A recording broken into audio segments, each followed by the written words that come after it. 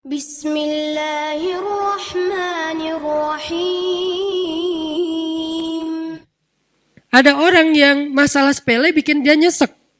Ada orang yang masalahnya udah luar biasa, dia masih kayak biasa-biasa aja.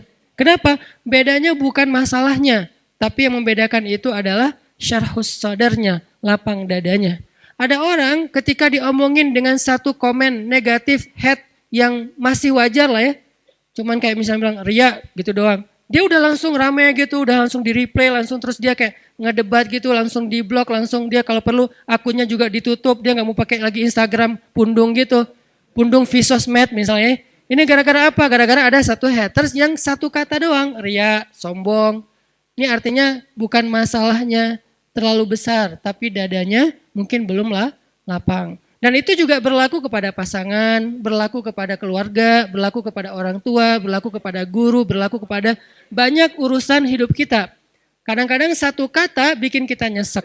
Tapi ada orang lain yang udah 1000 kata dan katanya semuanya bold, dia biasa-biasa aja. Kenapa? Mungkin 2 kemungkinan. Dia orangnya cuek, orang yang gak mau ngikutin kayak gitu-gitu, dan itu juga bisa jadi buah dari kelapangan dada, atau kemungkinan kedua adalah dia dadanya emang lapang. Hatinya emang lapang. Sehingga salah satu yang kita selalu doain itu apa? Rabbi syrahli, malah sebelum yang lain-lain, Rabbi syrahli sadri. Inilah yang diminta oleh Nabi Musa ketika Nabi Musa diutus kepada Firaun. Allah berfirman di surat Toha, idhab ila Firaun innahu tagha. Pergilah kamu kepada Firaun, dia itu jahat banget. Togo itu jahat banget. Togo itu zalim banget. Togo itu durhaka. Togo itu sangat sombong. Togo itu udah luar biasa kejahatannya. Bukan lagi orang yang kejahatannya masih wajar. Udah di atas wajar, namanya togo. Innahu togo. Firaun itu luar biasa jahatnya. Apa kata-kata Musa? Musa gak bilang ya Allah beri saya senjata. Karena kalau Musa minta senjata, Allah bakalan kasih senjata yang bisa ngalahin Firaun. Musa gak bilang ya Allah kasih saya misalnya harta supaya saya bisa ngebeli semua kekayaan Firaun, kekuasaan Firaun saya bayarin aja lebih daripada Korun. Malah yang diminta oleh Musa dalam misi yang sangat berat itu apa? Qala rabbi syrahli sadri. Itu pertama yang diminta sama Musa. Musa berdoa setelah Allah memberi dia perintah, kata Musa, Rabbi syrahli sadri. Ya Allah lapangkan dada saya.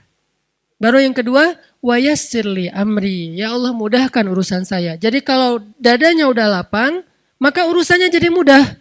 Kalau dadanya udah lapang, maka hidupnya jadi mudah. Kalau dadanya udah lapang, maka hubungan dengan pasangannya jadi mudah. Kalau dadanya udah lapang, maka hubungannya dengan partner atau teman kerja, tim bisnis kita jadi mudah. Kalau dadanya udah lapang, maka teamwork kita dalam suatu usaha sosial, gerakan dakwah atau apapun jadi mudah. Wa yassirli amri. Baru setelah itu, wahlul 'uqdatan min lisani yafqahu qauli. Selesai?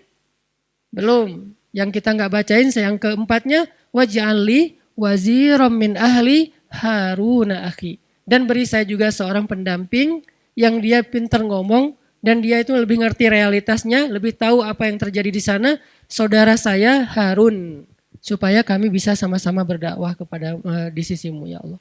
Jadi yang pertama banget diminta oleh Musa, menghadapi Firaun aja lapang dada. Kenapa? Karena kalau Allah kasih kelapangan dada untuk Musa, kejahatan Firaun itu gak bikin Musa nyesek. Kebayang ya, orang yang lapang dada diperlakukan oleh Firaun aja masih belum nyesek. Gimana kalau suaminya bukan Firaun? Kan banyak ibu-ibu atau istri-istri bertanya, Ustadz gimana menghadapi suami yang pemarah, suami yang galak, suami yang gak setia, suami yang suami. Sekian banyak kesalahan suaminya. Lebih besar mana dengan kesalahan Firaun?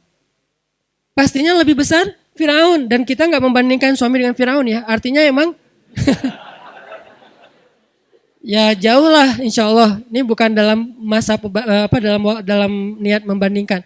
Tapi kalau kesalahan Firaun aja dengan kelapangan dada Musa tidak pundung, Musa tetap bisa bersabar, Musa tetap bisa menuntaskan misi dakwahnya, berarti lapang dada itu penting banget dalam hidup kita teman-teman. Sampai dengan kelapangan dada bisa menghadapi orang sekelas Firaun, berarti kan lapang dada itu penting banget ya. Yang kalau di bawah Firaun pasti akan lebih lega lagi nih. Di Firaunin aja lega, di Firaunin. Jadi diperlakukan oleh Firaun aja masih lega. Itulah yang diminta oleh Musa. Ini menandakan bahwa lapang dada itu salah satu doa yang paling penting untuk kita baca, teman-teman. Bukan cuman pas mau ngomong di depan kita baca Rabbi syrah li sadri. Kapan aja? Rabbi syrah li sadri. Rabbi lapangkan dada saya. Lapangkan dada saya. Kalau mau pulang ke rumah buat yang udah punya pasangan, istri lagi ngambek di pintu, Rabbi syrah li sadri. Pengalaman pribadi. Insya Allah nanti kita lanjutkan setelah salat Isya. Pentingnya syarhus sadar atau lapang dada supaya kita bisa nyaman ketika menghadapi situasi ataupun perilaku yang tidak sesuai dengan harapan kita. Syarhus sadar ini berlaku hubungan kita dengan Allah. Syarhus sadar ini dipakai ketika hubungan kita dengan orang tua, hubungan kita dengan pasangan, hubungan kita dengan anak, hubungan kita dengan saudara, dengan teman, dengan tetangga, dengan siapapun. Karena kalau kita nggak punya syarhus sadar, nggak punya kelapangan dada, kita susah untuk lega menghadapi orang lain. Lega untuk ngadapin ketentuan Allah dalam hidup kita. Kita bakalan lebih banyak berkeluh kesah, nyesek, bete, terus rasanya kayak nggak bebas gitu, kayak ada sesuatu yang nyesek banget di dada kita tuh. Nah ini pasti bikin kita sendiri yang nggak nyaman. Sedangkan Allah Subhanahu Wa Taala udah ngajarin kepada kita satu doa yang dipetik dari bacaan doanya Musa alaihissalam. Ketika mau menghadapi Firaun aja, Musa meminta supaya dilapangkan dada, saking pentingnya modal ini. Jadi sebelum minta mujizat, di antara mujizatnya tongkat jadi ular, mujizatnya nanti bisa ngebelah laut, mujizatnya macam-macam. Sebelum Nabi Musa minta mujizat, karena sifat dari mujizat itu adalah mengalahkan makar-makar musuh. Itulah sifat dari mujizat. Jadi ketika Allah kasih mujizat kepada nabinya, itu bertujuan untuk mengalahkan makar-makar yang dibuat oleh musuh. Misalnya kalau makarnya adalah syair, maka mujizatnya adalah Al-Quran. Sehingga ketika musuh mengatakan bahwa Muhammad itu penyair, terus Allah menantang, kalau memang kalian anggap ucapan Muhammad itu adalah syair, coba aja kalian datangkan satu surat yang sama dan sama-sama berkualitas. Sehingga ketika Nabi Muhammad membacakan ayat Alam tara kaifa fa'ala rabbuka bi ashabil fil alam yaj'al kaidahum fi tadlil wa arsala alaihim tayran ababil tarmihim bihijaratin min sijil faja'alahum ka'asfim mim ma'kul. Abu Jahal membacakan syair yang lain. Al-fil wal khurtumit tawil. Jadi Abu Jahal membacakan juga satu syair dengan tema gajah.